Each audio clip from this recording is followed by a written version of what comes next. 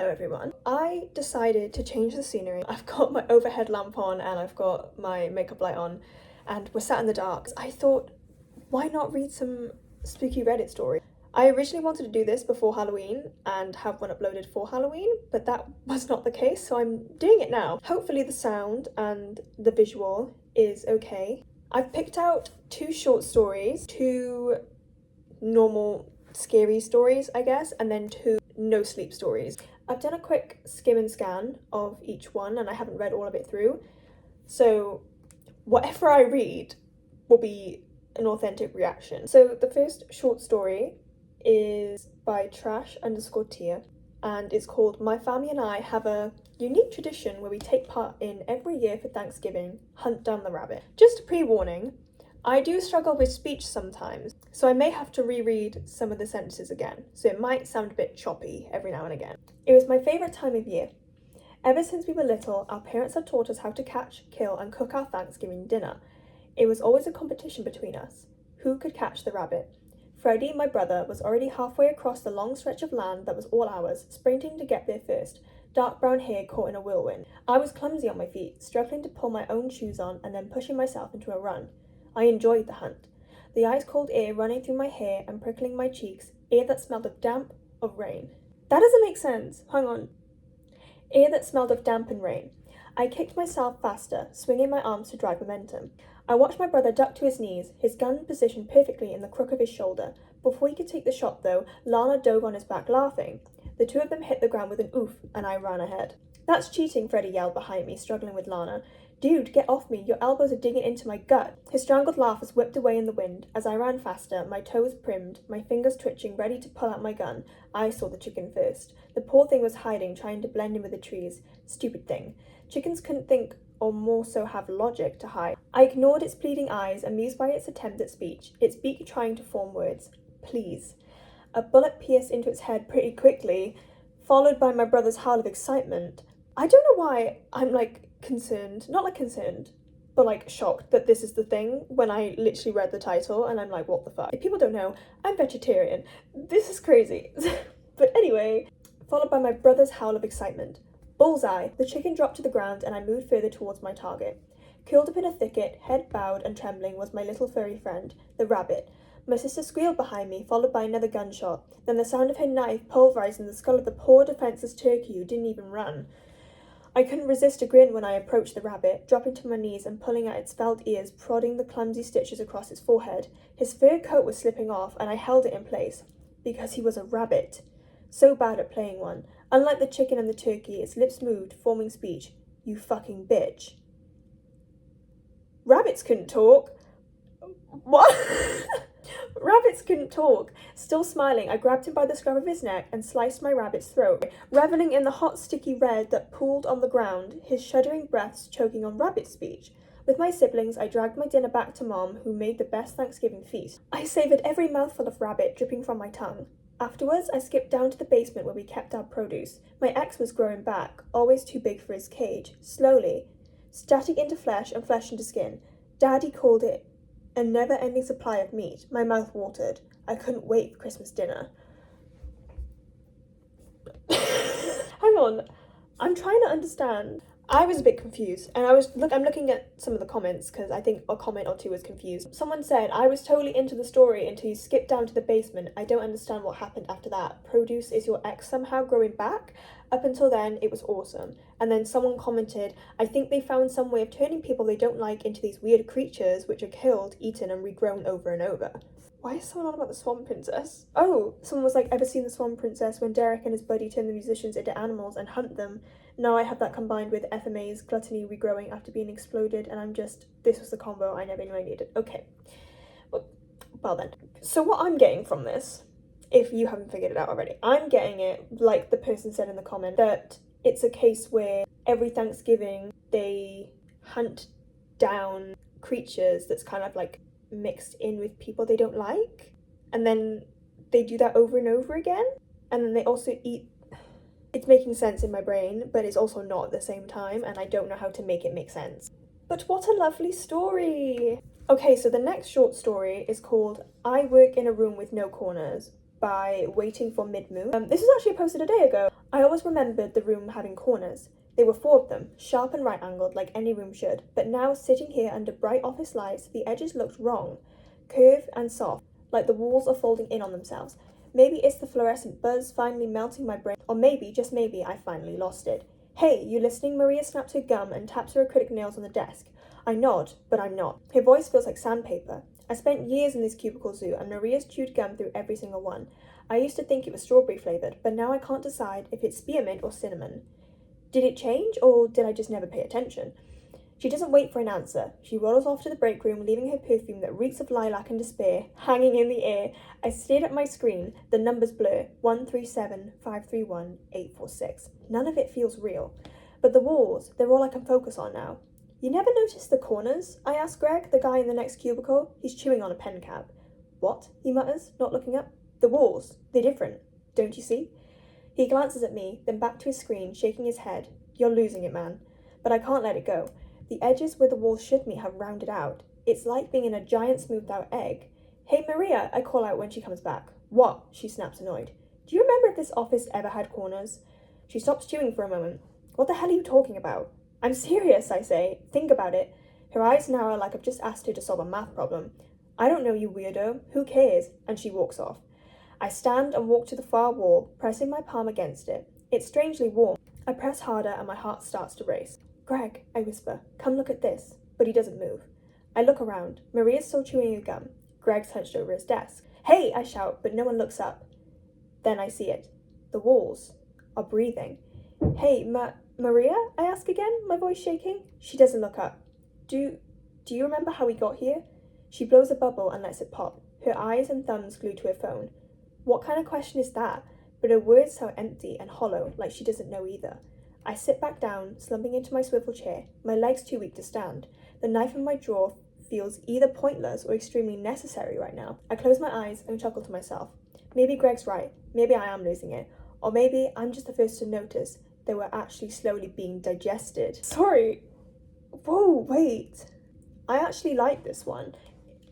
It's a short enough story to get like a grasp on things. Has my hair been like that the whole time? Sorry, I just noticed like a piece of my hair like sticking out. Has it been like that the whole time? My hair is in a really like messy state, so I do apologise. I don't have a Reddit account, otherwise I would bump it. Maybe I should make one. Is it worth making a Reddit account to do these again? I don't know, I really like this one actually. And I don't know why. I don't know if it's just because it's a bit of a plot twist at the end, because you're thinking, oh, maybe they are just fucking crazy. But it's the fact or maybe I'm just the first to notice that we're actually slowly being digested.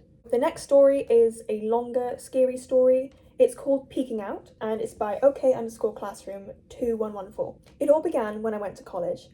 I would have the same dream every night without fail. It was the same every time. I would open my eyes and I'd be in a dark place. So dark, it was as if my eyes had been removed, like the whole world had disappeared around me. It was like there was absolutely nothing. Soon enough, my eyes would begin to adjust, and I would begin to see shapes, things in the darkness with me. 2 square shapes stacked on top of one another in a corner. Boxes. A long, thin stick. I can't read.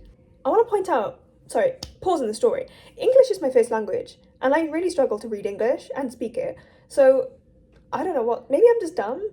I wouldn't like to think so, but maybe that is the case. I don't know. So, a long, thin stick leaning against the wall on the corner directly across from the boxes. A toy lightsaber. I would try to shift around, only to be met with difficulty as my legs crunched something underneath them. Trash bags, filled with an assortment of junk, old toys, and God knows what else. Finally, I would notice the coats and jackets. Despite them being the most obvious, I always noticed them last for some reason. In front of me, one coat being mere inches from my face, hanging from coat hangers attached to a rack screwed into the ceiling. Instantly, once I had taken in the entirety of my surroundings, I would figure out where I was. I was in a closet, specifically my own closet back home. All of these items were things I had placed in the closet, either because I no longer needed them or was too lazy to throw out. How could I have not recognised it? After that, it didn't take me long to locate the doorknob. Shifting around, I would move to the doorknob, making sure my line of sight was even with it. Once I did that, I would witness the knob turning completely on its own, without the assistance of my hand, which I never saw in my dreams, as if I were doing it telepathically, and slowly the closet door would creak open. What greeted me once the door opened was my own bedroom back home, exactly as I had left it. My bed directly across from the closet, the sheets and blankets still disorderly and rumpled. I hadn't bothered to make my bed before I left. Next to it, there was a side table, The lamp I used to keep turned on at night while messing around when I should have been sleeping turned off. The part where the light shone folded down. My alarm clock disconnected so as to not go off in the morning while I wasn't there. And an old water bottle that I'd been too lazy to recycle scattered all over the remaining portions of the table. Directly next to the table was my bookshelf crammed full of horror and mystery novels and different assortments of junk and trinkets I was too nervous to throw away. Next to that was my work desk, the one where I had spent hours doing homework back in high school, still piled with junk and old paper I hadn't thrown out. Following that was the smaller of my two dressers, placed against the wall, perpendicular to the bookshelf. It too had junk and other items. Sorry, I can't read. It too had junk and other items piled on top, ever a testament to my hoarding tendencies and inability to decide whether an item was important or not. Perpendicular to that, out of my line of sight, directly next to the closet door, I knew was my larger dresser. It too piled high with junk.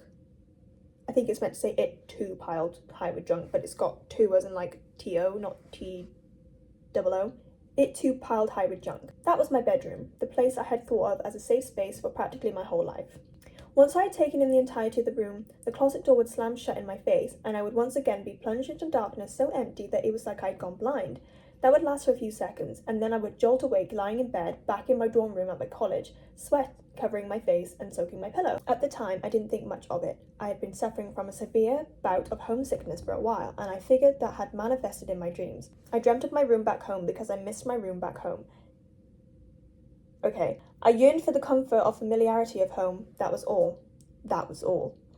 Soon enough, half the semester had passed and I got my wish. Fall break arrived and it was time to go home for a few days. I packed my things, loaded them into my car, and I was off.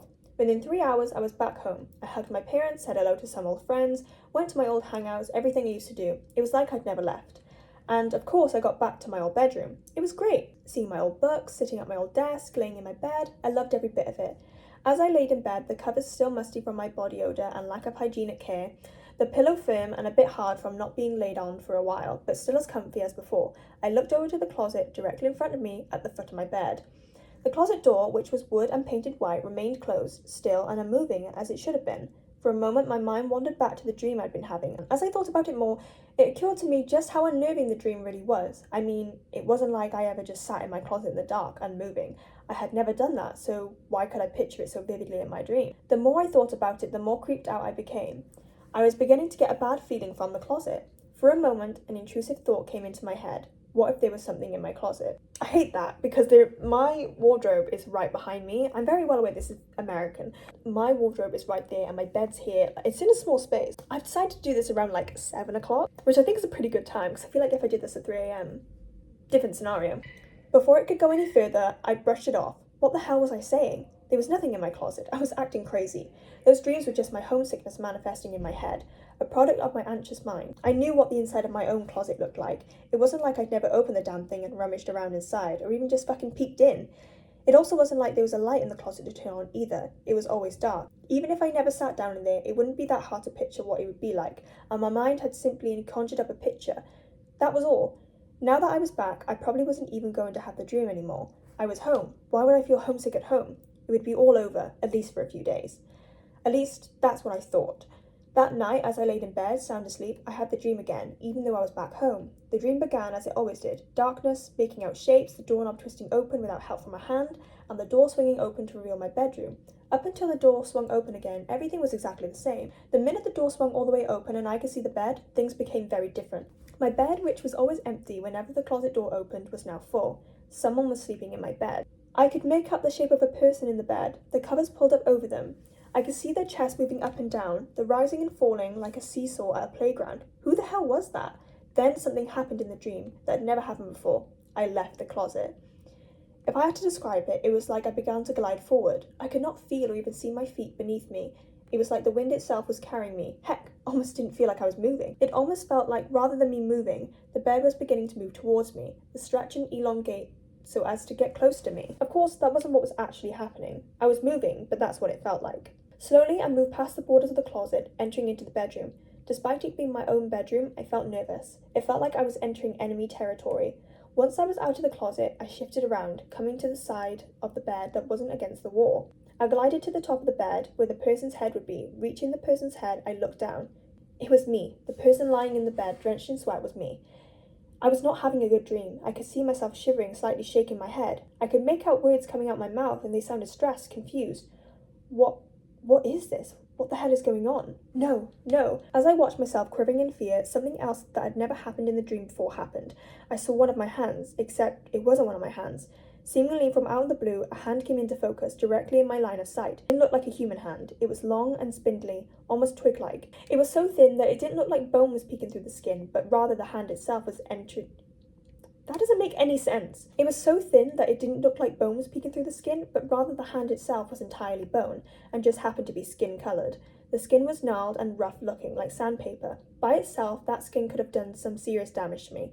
I can imagine that skin rubbing against my own. I could just picture the damage that it would do to me, the disfigurement, all the blood, the pain, but of course there was no need, not with the nails it had. The nails, if you could call them that, were long with pointed tips. They were grey, seemingly to be made of bone. I could make out a small pointed groove along the edges which made them resemble serrated knives, sharpened to the deadliest they could be. They were so sharp that if they so much as even grazed skin, it would be enough to completely sever a body part. As if to validate my thought, the hand began to move forward, down to my sleeping face. I watched as it reached my face, placing one tip of its pointed finger on my right cheek. Then, with one small movement, barely a scratch, it cut me. Instantly, blood began to flow from the wound, gushing out and down my cheek, staining my pillow. Miraculously, I didn't wake up, though I did wince from the pain and began moaning. Ow! Ow, it hurts! Once it had done its work, the thing whose eyes I had been seeing out of turned around, and like a blur it ran into the closet. Right before the door slammed shut, it turned around as to face towards the bed and took one last look at me, still writhing in pain, before the closet door slammed shut much harder than it had before. At the exact moment the door slammed shut in my dream, I jolted awake, letting out a yell. I sat up in my bed, panting, sweat dripping down my face. As I tried to catch my breath, I suddenly became aware of searing pain on my right cheek, along with a liquid dribbling down it. I knew right away it wasn't sweat. It felt too thick to be sweat. Reaching up to my cheek, I wiped off a bit of liquid with my fingers before bringing them into my line of sight. It was blood. Bright red blood staining my fingers, and was drizzling out of a cut on my cheek, the same cheek that I had seen get cut in my dream by the creature whose eyes I'd been looking out of, the creature with the serrated fingers. At that moment, I was startled by the loud bang coming from my closet. I let out a yell, throwing off my covers and scrambling to the headboard, smooshing myself as close as I could to get to it as if it would help me. Another bang emanated from the closet. The door shook as something rammed itself into the other side, straining its hinges and causing the door to vibrate. I heard shuffling as something moved inside the closet, followed by what sounded like a growl. I had been wrong, so wrong. It had never been my own eyes I'd been seeing out of, but this creature, whatever it looked like, had been living in my closet, peeking out of the door every night to see if I was there, if I had returned. Whether it had been there my whole life or only showed up when I left for college, I had no idea. All I knew is that it was here now, and it wanted me. What was this thing? As I thought that, the door handle to the closet turned. Slowly, the closet door began to creak open. Okay. I like that it's kind of ended on a cliffhanger, and I like that it's kind of like left it up to the imagination a little bit as to what this creature actually is. And I think I do like that about some stories, is that you don't always have a pinpoint of what everything is. I like certain stories that are like, oh, it's also this, by the way. I like that it can be left up to the imagination. I like knowing that you can be like, oh, well, maybe it's this. This one was published a day ago, so I don't know if there is going to be a part 2. I would like to think there would be a part 2 to be like, oh, this is what happened next, or if it is just going to be left on a cliffhanger to, like I said, leaving it up to the imagination. I originally said I wanted to do 2 short stories, 2 normal stories, and 2 no sleep stories, but I didn't realise how long that was going to take to read, because that one in itself was about 12 minutes to read. I might do a part 2 to this if this is enjoyed, and do another 2 short stories, another normal scary story, and then another no sleep. So I think I'm only going to do about 4 stories. So the next and final story that we're going to listen to is I Encountered Something While Sleeping in an Abandoned Building by Not Just Some Numbers. When I was 14, I was kicked out of my house by my parents. I don't feel like explaining what led up to the fight that ended our relationship. I jumped around between different friends' places until I ran out of friends. Crazy. I knew unless I contacted my family, I would end up on the street at some point. Still being stubborn, I refused. When my last friend said I couldn't stay the night, I was alone with nowhere to go and only a few bucks in my pocket. The other issue was it got unseasonably cold. Before night fell, I could already see my breath. By some luck, I found a rundown building I could break into and stay out of the wind. I ran through any ideas of what to do in my head. If I could stand being outside for a night, I could go to school tomorrow. I didn't really do work in class, but at least I could stay warm and take scraps of people's lunches no one wanted. It was how I normally got food during the day. The gas station offered free hot water. If I could scrape together enough change, an instant noodle bowl for dinner would warm me up. Without anything else to do, I curled up on the ground using my backpack as a pillow to sleep. That strategy of using the school for heat and bits of food worked for a few days. I could use the showers there, and a friend could let me come over to his place to wash my few pieces of clothing. His parents were strict about who came over, so I was out of the house before they got home, and that meant staying over wasn't an option. At least he was nice enough to endure his parents' wrath if he got caught, so I would have some clean underwear. Overall, the kids at my school were pretty nice. Or maybe that was just the ones I hang around with. We all had terrible home lives in some way, so we all banded together to help out if we could. None of us could do anything about our home life, but we could make sure our friends were fed. They begged me to just go back home. I refused, thinking I was doing all right.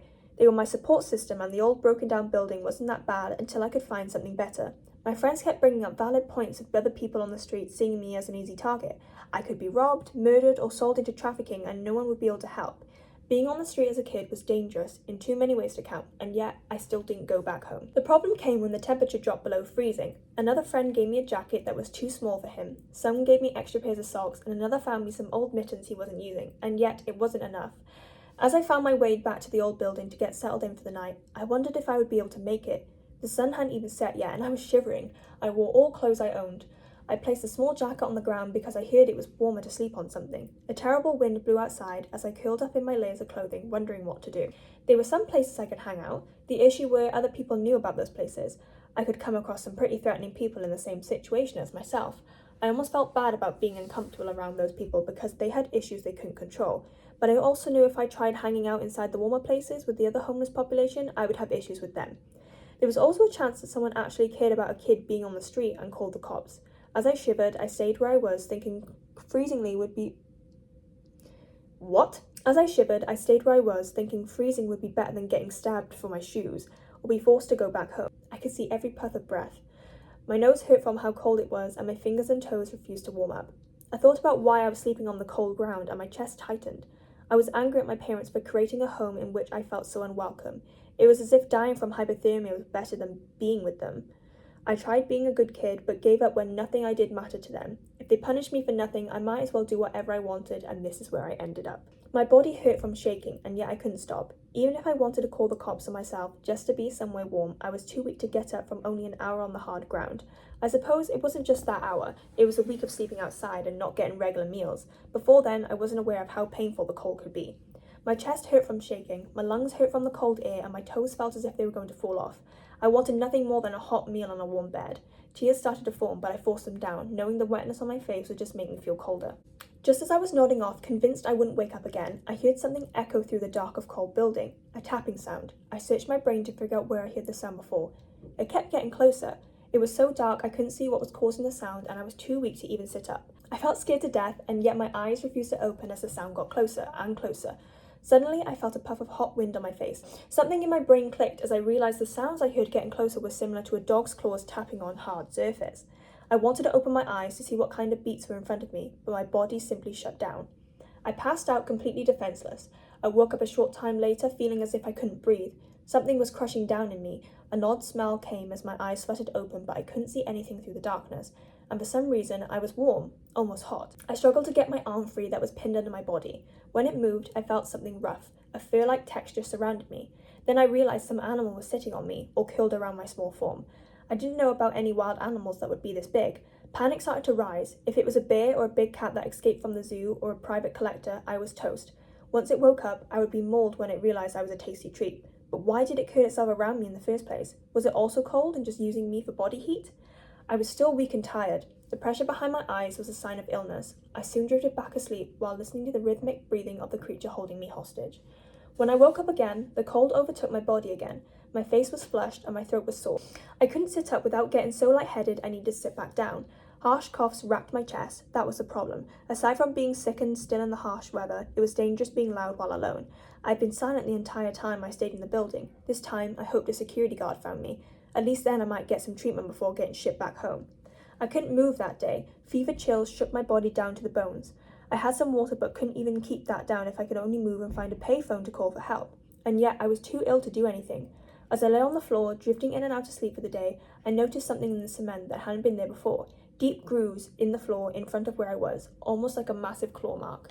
As the sun fell with the temperature, I heard the tapping sound again. I was too scared to keep my eyes open even though I was awake. Pretending to be asleep, the creature from the night before roughly curled around my sick body. I could only tell it was huge and had dark long fur. No animal I knew of would fit the description. Maybe I was hallucinating because of my fever. It was scary as hell, but at least I was warm. Again, by the time I woke up, the mystery creature was gone, leaving more claw marks. I was feeling well enough to move and got packed as fast as my body would move in the dawn light. That was when I finally discovered. A pair of men dressed in layers of rags came through the same broken door I'd found. They hadn't made a move just yet. They watched, trying to decide what to do based on my actions. They either just wanted my spot or wanted something of me I couldn't give up. I looked around, trying to find another way to escape. I figured this building was meant to be an office that was never finished. I was on the second floor. Each window was broken or not installed. Jumping might not kill me. The only way down the stairs was to pass the two poorly hidden men. I got ready to make a break for the window as they rushed out first. I only got a few steps when I felt someone grab my backpack, bring me to the ground. I screamed, trying to get their hands off me as they pulled up my clothing, trying to get anything they could. A knife glittered in the dim sunlight, and yet I still fought anything to get free. Both of them reeked.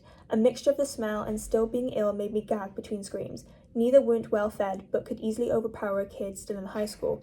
I was going to die, or worse, I would still have if it wasn't for what kept me warm the past 2 nights.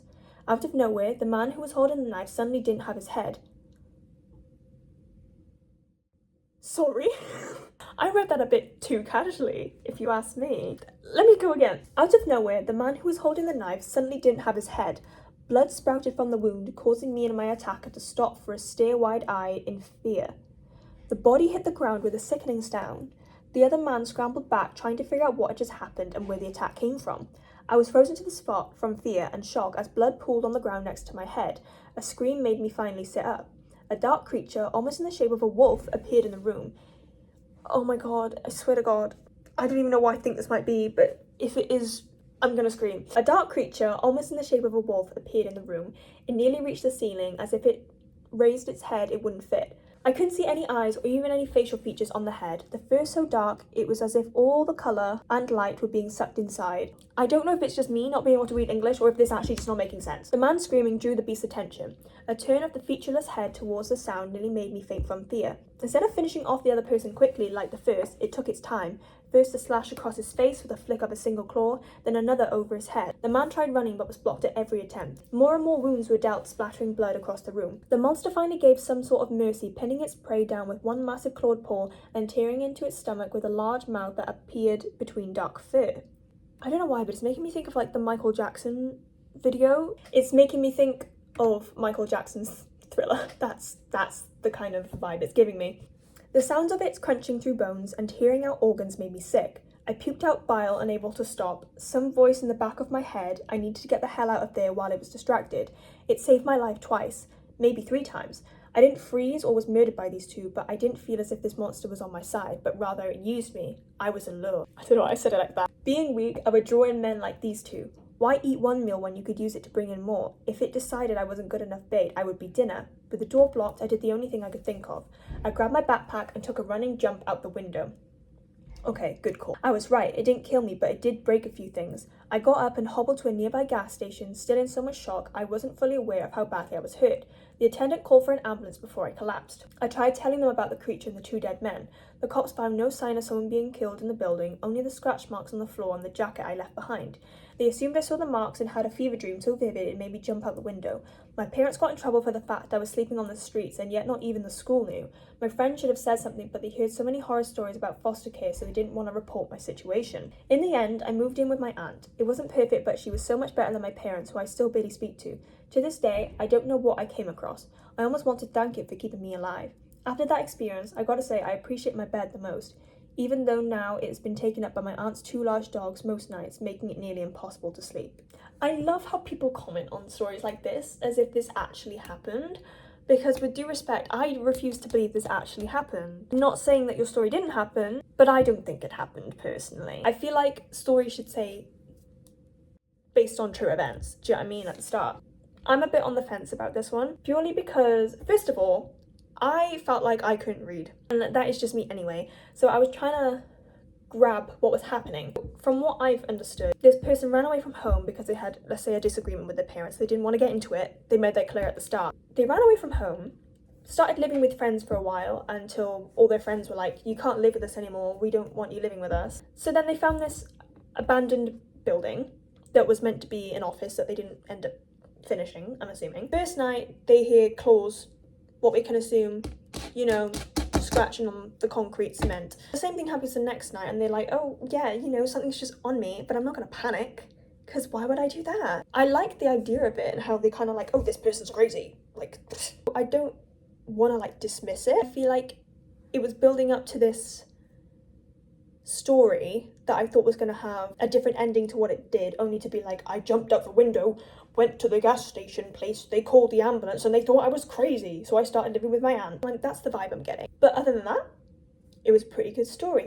This is all I've done for this week's video. If you've enjoyed listening to me read Reddit stories, or at least me attempting to read Reddit stories, because like I said, I can't read English even though it's my first language, which is crazy, please let me know, because I kind of enjoyed reading these and giving my opinion and views on stuff. Let me know if there are any stories in particular that you think I should have a go at reading at, even if they're not even scary stories or even just stories in general. I hope you have a lovely morning, afternoon, evening, night. Stay safe, stay wonderful. It's not the way you say to my eyes. I know that I can make things clear.